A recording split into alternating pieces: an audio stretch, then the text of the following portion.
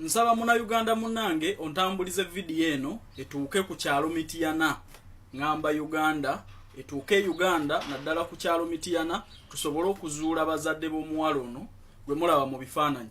Omuwala oyo gwolaba mu kifaananyi yasangiddwa mu ddwaliro erimu e Saudi Arabia ng'asuuliddwa mu ddwaliro oluvannyuma lw'okukubibwa babboosi be.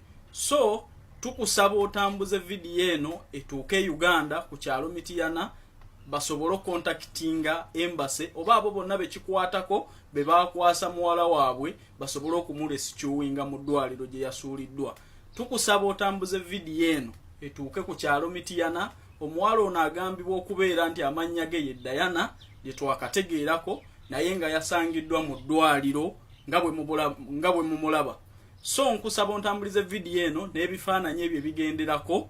Omuwala ono ateeberezebwa okubeera nga yava ku kyalo Mityana e Uganda nga yewali bazadde be. So nkusaba busabi tambuza video eno tuzuule bazadde be basobole okukola lipooti eri abo be bakwasa omwana oba basobole okuwa information entuufu embassy ya Uganda mu Saudi Arabia okusobola okulaba nti eyamba omwana ono.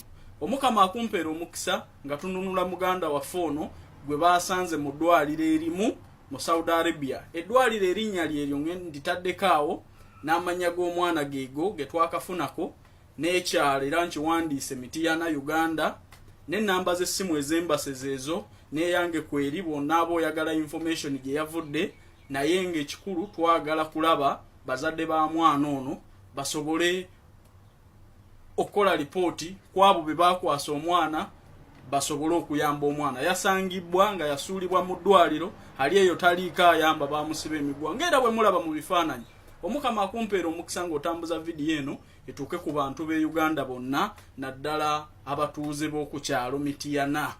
Amannya bampita Calvin Dich Kayanja ku lw'Abaganda bange abali ebweru wa ggwanga. Omukama akumpeera omukisa ng'otambuza video eno.